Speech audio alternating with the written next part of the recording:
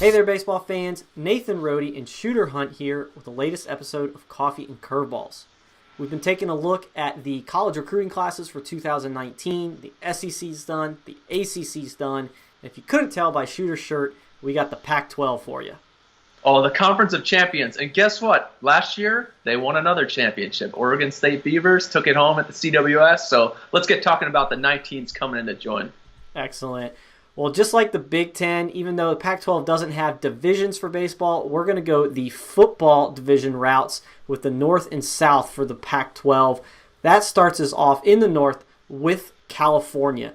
And Shooter, the guy there that's really the linchpin for this class, I think, is Kyron Paris. He's the likeliest of these guys, talent-wise, to go in the draft and sign. Solid across-the-board guy. I think he can stay at shortstop. He's that kind of guy where there's nothing really flashy, but by about the third or fourth day that I saw him, I was like, really like this guy. So, good college player, has a chance to, be a top 3 to 5 round pick. But if he gets to campus and then you look at the rest of this class and those guys make it, pretty good looking class for the Bears. Yeah, he's just a steady player who you have out at shortstop, put him around what Coach Mike knew out there at Cal Berkeley. Likes to bring in big-time athletes, physical bodies. Dylan Beaver's a two-way player, hard thrower on the mound, but also an outfielder. Nathan Martorella, it's a big, physical defensive end in football right now, but also a power bat at first base. Aaron Roberts out of Nevada, big right-hander, up to 95, 96. Shoot, he keeps going up. I mean, in the spring, he'll be looking at the draft as well as a right-hander. Right. And then Steven Zobek from Valley Christian, a really good program there in NorCal, also a two-way guy. Outfielder, left-handed hitter with some pop, but is also going to get some time on the mound as a reliever. Certainly some good athletes and physical guys coming to Cal yet again. So, oh, yeah. Heading up the road to Eugene, Oregon, we've got the Oregon Ducks. Right there, the top draft prospect right now we're looking at is Colin Barber, an outfielder from Northern California. He's a physical dude as well, probably in that 6'6" range, but just really well put together. Strong hands, strong forearms, and that really shows up at the plate. This guy had some of the hardest hit balls I saw this summer. There is some swing and miss there that lends questions to the hit ability, but when he does make contact, it's extremely loud, and he's a guy that Oregon, I think, would obviously love to have him on campus just because of the potential with the left-handed bat there.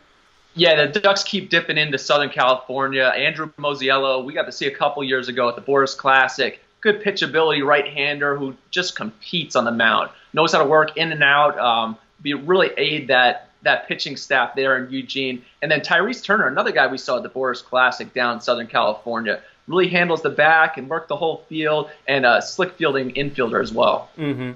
Now, on the other side of the Civil War, as you said, Shooter, we've got the defending national champions. The little different look in the coaching staff there now that Pat Casey has retired, but not a lot of turnover, so expect a smooth transition.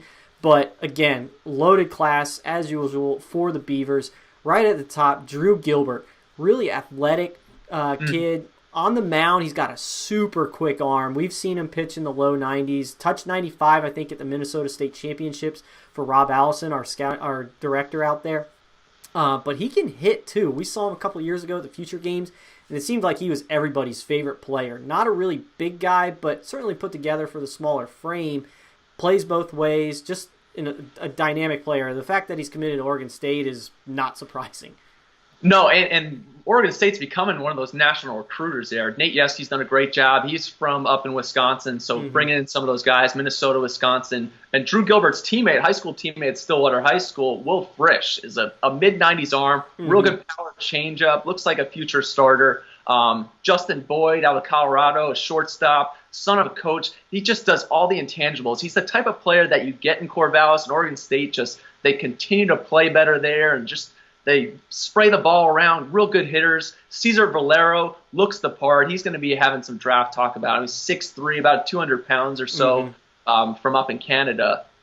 And then Jack Washburn, a right-hander from Wisconsin, son of former big leaguer Jared Washburn. He wears, I think it's a size 15 or 16 shoe. He's just starting to grow into his frame. He's going to get big. Real big. And the fastball comes out hard. He's got a real good slider. Getting with Coach Yeski, he's going to have a chance to really harness that stuff. And then Micah McDowell, good Canadian bat. Really liked him down Jupiter. Ball jumps off the barrel. Kai Murphy, I keep going. Kai Murphy is just that toughness you get in Corvallis that comes in relief and isn't scared, especially in, you just expect when you're with the Beavers to be at the College World Series, so he won't be scared of those big lights. No, he won't. Kai Murphy is a guy that I've seen a couple of times as well, and he's just a competitor on the mound, man. He doesn't have big velocity. I've seen him 82, 85, touch 86, but he can pitch. He's a competitor, and he can spin it a little bit. So nice-looking class for Oregon State. Yeah, and I got to give a shout-out to another Oregon kid, Kyle Dernetti, who we saw down at Area Codes. He's that utility guy. He's going to find his way into the lineup for 3 or 4 years. They're going to love him in Corvallis. They certainly will. So heading back into the state of California, looking at one of the better academic programs in the country with the Stanford Cardinal.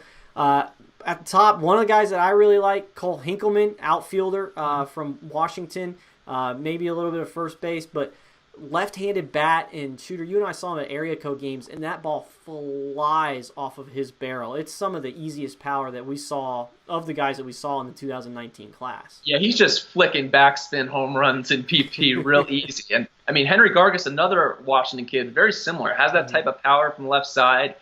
You put the two of them together as sophomores, juniors, 3-4 holes, they're driving in a lot of runs. But what probably the top draft name in this class is a two-sport guy, Brock Jones out of Northern California, also a football player. We watched him out of area codes, and the athleticism is unquestionable. It's a little bit raw right now just because he plays the two sports, but when it's clicking, it has a chance to be special on the diamond. And they certainly have a good chance of getting him too, being that two-sport guy and the raw tools. You think that, maybe pro ball, he might be leaning toward, because he's a football guy, wanting to play that as well. So Stanford, they get their guys, but sometimes there might be someone worth sweating over. But this class, Owen Cobb, Quinn Matthews, both guys I know you like. Yeah, Owen Cobb at shortstop has a chance to lock it down there. And I keep talking about a guy who can spray the ball to all fields, does the little things, moves runners, but can pick it at shortstop, which is important defense in the Pac-12. And then Quinn Matthews, a strike thrower who gets a lot of swings and misses at a good Aliso Noguel program down in Southern California. Heading back up into the Pacific Northwest, we go into the state of Washington with UW, the Huskies, there in Seattle. Favorite guy for me in this class is not to be confused with the guy we just talked about, Brock Jones, but this is the other Brock Jones, and he's a two-way guy, not in sport, but on the field. Left-hander and outfielder. We've seen him swing it a little bit in BP, shows that athleticism, but he really stands out is on the mound. He can sit 88, 90, bump a little bit higher from the left side, but he can really spin a breaking ball as well. Yeah, Brock Jones is a guy that I'm sure they're expecting to come in fresh off a CWS appearance up there at UW, and to be a Friday night type guy. By the time things are said and done, rolling him out there in the Pac-12 against the big dogs and expecting to get a win. He's a guy with a high ceiling. You also got Alex Giroux from Oregon, nice right-hander, is going to provide some depth. Feel for three pitches. Caden Matheny, big-time outfielder from California. Rody, I know that we've both liked him in the past. So this is a good class, especially coming off a CWS appearance. Yeah, it certainly is. And then their rivals across the state, we're looking at the Cougars of Washington State. You got Joe King out of Northern California, another two-way guy, can show some velo on the mound.